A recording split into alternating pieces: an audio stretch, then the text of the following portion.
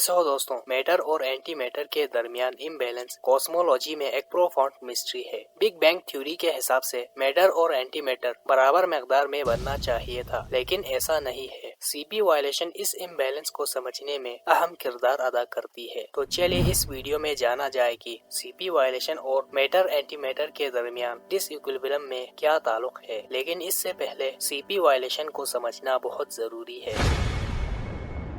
CP violation को सबसे पहले 1964 में जेम्स क्रोनिन और वाल फिच ने डीके ऑफ न्यूट्रल कॉन्स में ऑब्जर्व किया था। सीपी वायलेशन से मुराद इसमें चार्ज कंजुगेशन और पेरिटी की कंबाइंड सिमेट्री की खिलाफ वर्जी शामिल है। चार्ज कंजुगेशन यानी एक ट्रांसफॉर्मेशन जो पार्टिकल्स को उनके एंटी पार्टिकल्स में तब्दील करती है। मिसाल के तौर पर इलेक्ट्रॉन्स का पॉजिट्रॉन बन जाना, और ऐसे ट्रांसफॉर्मेशंस जो पार्टिकल्स के स्पेशल कोऑर्डिनेट्स को पलट देती है पेरिटी कहलाता है। हम यूं भी कह सकते हैं कि अगर एक पार्टिकल लेफ्ट मूव कर रही है तो इस ट्रांसफॉर्मेशन में राइट मूव करेगा। सीपी सिमेट्री यानी लॉस ऑफ फिजिक्स सेम होनी चाहिए अगर पार्टिकल्स उसके एंटी पार्टिकल्स में तब्दील हो और कोऑर्डिनेट्स इन्वर्टेड हो जाते हों। लेकिन सीपी वायलेशन से मुराद इसका उलट है, यानी कि जब पार्टिकल्स अपने एंटी पार्टिकल्स के साथ तब्दील किया जाता है और उनके स्पेशल कोऑर्डिनेट्स या डायरेक्शन उल्टे हो जाते हैं तो लॉस ऑफ फिजिक्स पार्टिकल्स और एंटी पार्टिकल्स के लिए डिफरेंट बिहेव करती है, जिससे ये जाहिर होता है कि सीपी सिमेट्री कंजर्व नहीं है। फॉर एग्जांपल, जब सीपी सिमेट्री कंजर्व हो तो rate of decay of a neutral cons और उसके एंटी पार्टिकल्स एक जैसा पाया गया जब मिरर इमेज में ऑब्जर्व किया गया, और जब सीपी सिमेट्री कंजर्व न हो तो डिके रेट मुख्तलिफ पाया गया, यानी सीपी सिमेट्री वायलेट हुआ और लॉस ऑफ फिजिक्स पार्टिकल्स और एंटी पार्टिकल्स के लिए सेम नहीं हुआ, जिसे सीपी वायलेशन कहा जाता है। कोई भी डिके या रिएक्शन में अगर सीपी सिमेट्री वायलेट हो या सीपी वायलेशन शामिल हो तो मैटर और एंटी मैटर का डिके रेट मुख्तलिफ होता है। इसलिए CP violation matter anti matter asymmetry में कुछ प्रोसेसेस और एक्सपेरिमेंट्स की मदद करके अहम किरदार अदा करती है। अब हम ये समझते हैं कि मैटर यूनिवर्स में डोमिनेटेड क्यों है और इसका सीपी वायलेशन से क्या ताल्लुक है। सीपी वायलेशन इस डिसइक्विलिब्रियम में एक अहम किरदार अदा करती है, एक प्रोसेस के जरिए जिसे बारियोजेनेसिस कहा जाता है, यानी वो प्रोसेस या थ्योरी जो यूनिवर्स में मैटर का एंटी मैटर पर प्रीडोमिनेंस को एक्सप्लेन करता है। यहाँ हम तफसील से जानते हैं कि कैसे सीपी वायलेशन इस फेनोमेना के साथ कंट्रीब्यूट करती है। Number 1, साखरोव्स condition. 1967 में रशियन फिजिसिस्ट एंड्री साखरोव ने 3 कंडीशंस प्रपोज्ड किया जिनका बारियोजेनेसिस होने के लिए सेटिस्फाइड होना जरूरी है। ये मैटर का एंटी मैटर पर गलबे को एक्सप्लेन करने में मदद करती है। बारियोन नंबर वायलेशन। बारियोजेनेसिस होने के लिए ऐसे इंटरेक्शंस होने चाहिए जो बारियोन नंबर्स को कंजर्व न रखे। इंटरेक्शंस यानी ऐसे प्रोसेस जो स्टेट ऑफ पार्टिकल्स को चेंज करें। ये इंटरेक्शंस इक्वल नंबर्स में एंटी बारियोन्स के बगैर बारियोन्स की क्रिएशन और डिस्ट्रक्शन को अलाउ करती है, जो एक गैर मुतनासिब क्रिएशन के लिए जरूरी है। और कुछ ऐसे रिएक्शंस होते हैं जो बारियोन नंबर को कंजर्व नहीं रखते, जैसे कि ग्रैंड यूनिफाइड थ्योरीज के मुताबिक decays of heavy particles excess of baryons को लीड करती है। CP violation. सीपी वायलेशन के बिना कोई भी प्रोसेस नंबर ऑफ बारियोन्स और एंटी बारियोन्स को इक्वली प्रोड्यूस कर सकती है, लेकिन सीपी वायलेशन इन रिएक्शंस को ज्यादा बारियोन्स प्रोड्यूस करने पर मजबूर करती है बनिस्बत एंटी बारियोन्स के, जो मैटर का एंटी मैटर पर डोमिनेट रहने में हिस्सा डालती है। और बारियोजेनेसिस होने के लिए सीपी वायलेटिंग इंटरेक्शंस अहम किरदार अदा करती है।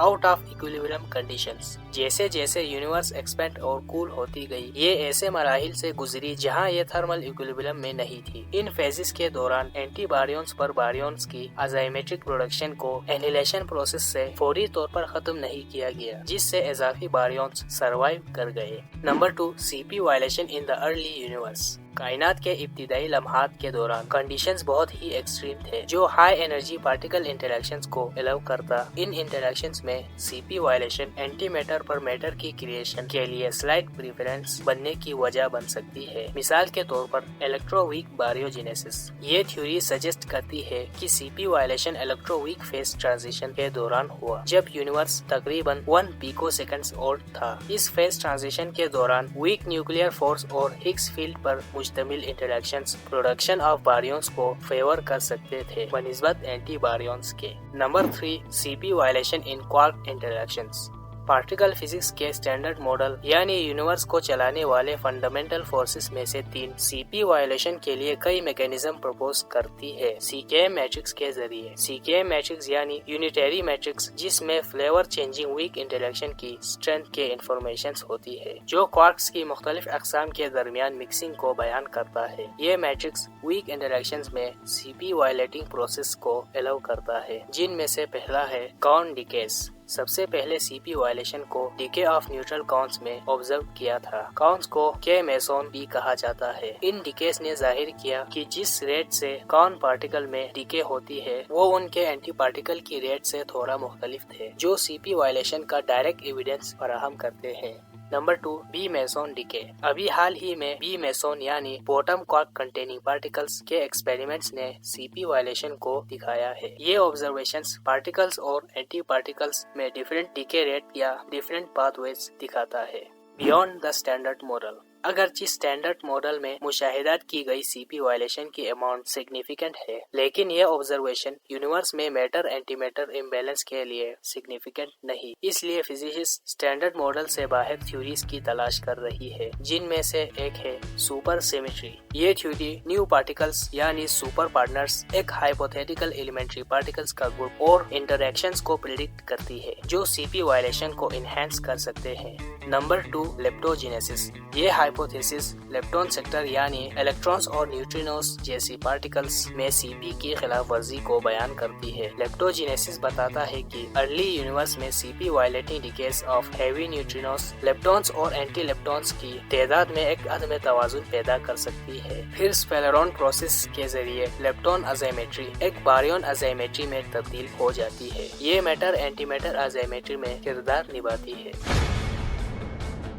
ये थी सीपी वायलेशन और स्टैंडर्ड मॉडल एक्सपेरिमेंट्स, जहां हमने इन कंडीशंस में मैटर एंटीमैटर अजाइमेट्री को दिखाया। सीकेएम मैट्रिक्स में हमने ये दिखाया कि बी मेसन और उनके anti particles different decay rates और डिफरेंट पाथवेज दिखा रहा है और साथ साथ सीपी वायलेशन को डेमोन्स्ट्रेट कर रहा है। ये बिहेवियर मैटर का एंटीमैटर के ऊपर डोमिनेशन में किरदार अदा करती है। ठीक इसी तरह अर्ली यूनिवर्स में सीपी वायलेशन करने वाले प्रोसेसेस, जिसमें हैवी पार्टिकल्स शामिल थे, एंटी बारियंस पर बारियंस की ज्यादती का बायस बने। थर्मल नॉन इक्विलिब्रियम के दौरान इन प्रोसेस ने बारियंस और एंटी बारियंस को एनिहिलेशन या खत्म होने से रोका, जिससे एक अजाइमेट्री इस्टेब्लिश हुई, जिसकी वजह से इजाफी बारियंस और एंटी बारियंस सरवाइव कर गई। लेकिन दोनों की डिके रेट डिफरेंट है, इसलिए यूनिवर्स में मैटर डोमिनेट कर गई एंटी मैटर पर। इन सब के बावजूद हमने वीडियो के शुरुआत में कहा था कि कॉस्मोलॉजी में मैटर एंटी मैटर डिसइक्विलिब्रियम एक प्रोफाउंड मिस्ट्री है, क्योंकि स्टैंडर्ड मॉडल में सीपी वायलेशन की मकदार ऑब्जर्व मैटर एंटीमैटर इम्बैलेंस को एक्सप्लेन करने के लिए नाकाफी है, क्योंकि बी मेसन जैसी पार्टिकल्स पर की गई prediction small amount of particles के लिए था। इतनी बड़ी यूनिवर्स के लिए ये प्रेडिक्शन स्ट्रॉन्ग नहीं। इसलिए फिजिक्स स्टैंडर्ड मॉडल से बाहर कुछ नई थ्योरीज प्रेडिक्ट करती है, जैसे कि सुपर सिमेट्री और लेप्टोजेनेसिस।